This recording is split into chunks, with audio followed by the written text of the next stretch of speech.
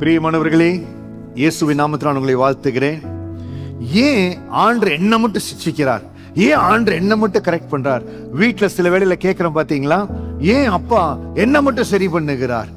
ஆண்டவர் விரும்புகிறவங்களை, ஆண்டவர் யாரை உங்களை இன்னும் ஷார்ப்பா மாற்றணும், ஆசீர்வாதம் மாற்றணும், அவங்களை தான் ஆண்டவர் சிக்ஷிப்பார்.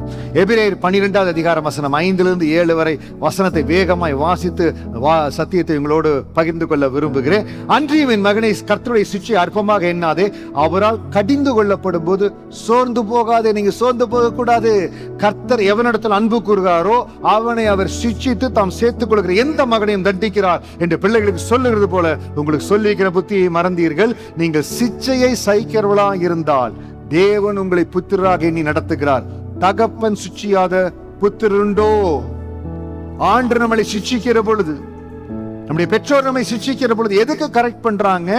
நம்ம இன்னும் ஆசீர்வாதமாய் மாறும்படியாய்.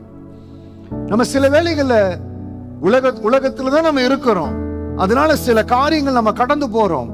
அப்ப ஆண்டு சொல்லுகிறார், இது எனக்கு பிடிக்காத காரியம், இது வேண்டாம், இதை செய்யாதே. ஆண்டவர் நம்மளுக்கு சில காரியங்களை விளக்குகிற பொழுது, நம்மை சிட்சிக்கிற பொழுது, நம்ம கரெக்ட் பண்ணுகிற பொழுது அது நமக்கு மிகுந்த ஆசீர்வாதமா இருக்குங்க. ஆண்டவர் இன்னைக்கு ஏதோ ஒரு காரியத்தை உங்களுக்கு விளக்குகிறார், வேண்டான்னு சொல்லுகிறார். சாலமோனை ஆண்டவர் சிட்சித்தார். சாலமோனுக்கு படித்து ஆண்டவர் சொன்னார், 2 முறை தரிசனமாகி சொன்னார், இது எனக்கு பிடிக்காத காரியம், வேண்டாம், உன்னுடைய இருதயத்தை மாற்றி விடுவாங்க, இந்த பழக்கம் வேண்டாம், இந்த ஃபெலோஷிப் வேண்டாம், இந்த சாவகாசம் வேண்டாம். சாலமோன் கேட்கவே இல்லை. தாவீதுக்கு எத்தனையோ குமாரர்கள் இருக்கிற பொழுது தாவீது சொல்லுகிறார், அவர்கள் மத்தியில் எல்லாம் சாலமோனை தெரிந்து கொண்டார். எப்பேற்பட்ட ஆசீர்வாதங்க! கர்த்தருக்கு முதல் முறையா அந்த ஆலயத்தை கட்டும்படியா ஒரு மகிமையான ஆசீர்வாதம் அந்த மகன் மேல் கடந்து வந்தது. ஆண்டவர் அந்த மகனுக்கு தரிசனமான பொழுது ஞானத்தை கொடுங்க ஆண்டரை கேட்டு அந்த ஞானத்தை கொடுத்து எல்லாம் நேர்த்தியா நடந்தது.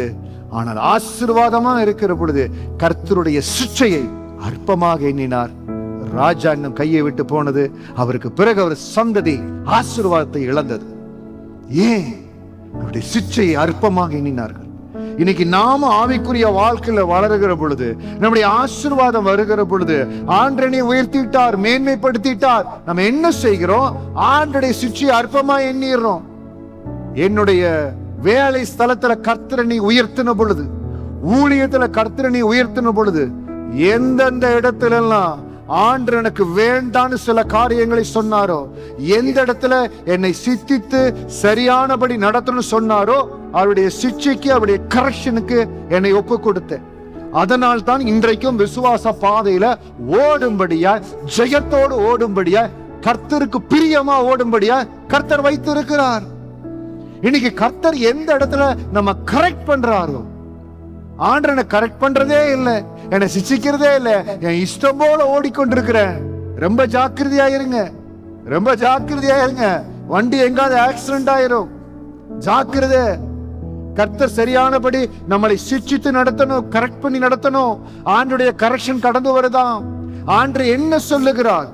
குடும்பமாகட்டும், வேலையாகட்டும், ஊழியமாகட்டும், கர்த்தருடைய பார்வையில என் ஆண்டவர் சொல்லுகிறபடி கர்த்தர் எவனிடத்தில் அன்பு கூறுகிறாரோ அவனை அவர் சிட்சித்து தாம் சேர்த்துக் கொள்கிற எந்த மனுஷனையும் தண்டிக்கிறார். ஆண்டு நடத்தணுங்க. ஆண்டுடைய சிட்சையை அற்பமா எண்ணாதீங்க. சில வேளைகள் நம்ம ஆசீர்வதிக்கப்படுகிற பொழுது, உயர்த்துகிற பொழுது ஆண்டுடைய வார்த்தை கடந்து வருது. சாலமோனுக்கு கடந்து வந்தது போல, நீ செய்கிற காரியம் எனக்கு பிரியம் இல்ல, இந்த சவகாசம் வேண்டாம், இந்த ஃபெலோஷிப் வேண்டாம்னு சொல்லியோ சாலமோன் கேட்கல. இன்னைக்கு ஆவிக்குரிய வாழ்க்கையில விசுவாச ஓட்டத்துல போற அநேக விசுவாசிகள், தலைவர்கள் சில வேளைகள்ல உயர்த்தப்படுகிற பொழுது, ஆசீர்வதிக்கப்படுகிற பொழுது ஆண்டுடைய சிட்சையை ஏற்றுக்கொள்ளுகிறது இல்ல. அதனால் தான் பாதை மாறுகிறது, அதனால் தான் தரிசனங்கள் மாறுகிறது, அதனால தான் ஆண்டுகள் புரண்டோடுகிற பொழுது அழைக்கப்பட்ட அழைப்பிலிருந்து மாறி போறாங்க. வாயில வேணா டிக்ளேர் பண்ணி கொண்டிருப்பாங்க, நான் தரிசனத்தில் நிக்கிற தரிசனத்துல இல்ல. Already dimension has taken place. இன்னைக்கு சிட்சைக்கு யார் ஒப்பு கொடுக்கிறார்களோ, ஆண்டுடைய கரெக்ஷனுக்கு யார் ஒப்பு கொடுக்கிறார்களோ, அவர்கள் தேவனுடைய பாதத்துல நேர்த்தியை ஓடிக்கொண்டிருக்கிறார்கள்.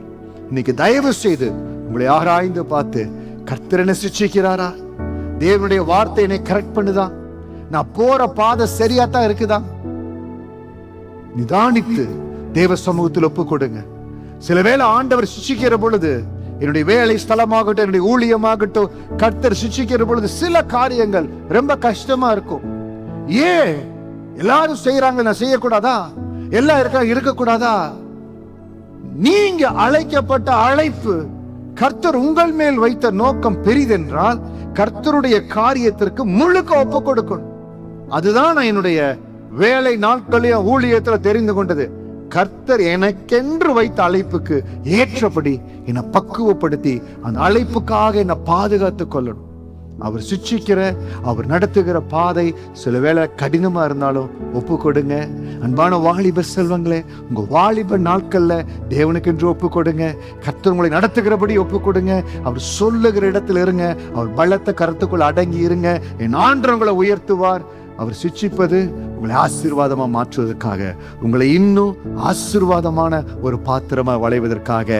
கர்த்தருடைய சிக்ஷிப்பில் இருந்து அவருடைய ஆண்டவர் எந்த இடத்துல உங்களை சிக்ஷித்து நடத்துகிற, புத்தி சொல்லி நடத்துகிறா இருக்கிறாரோ, அந்த ஆண்டவருடைய சிக்ஷிப்புக்கு ஒப்பு கொடுக்காதபடி சாலமோனை போல ஆசீர்வாதத்தை இழந்த ஒரு மகனா நம்ம இருக்கக்கூடாது. கர்த்தருடைய சிக்ஷைக்கு நான் ஒப்பு கொடுக்கணும். கர்த்தரனை சரி பண்ணணும். எல்லா இடத்துலயும் தேவனுக்கு பிரியமா இருப்பேன் ஒப்பு கொடுங்க. கர்த்தருடைய கரம் உங்களோடு இருக்கட்டும். கர்த்தருடைய வழிநடத்துதல் உங்களோடு இருக்கட்டும். தேவ கிருபை உங்களை தாங்கி வழி நடத்துவதாக. God bless you. God bless you.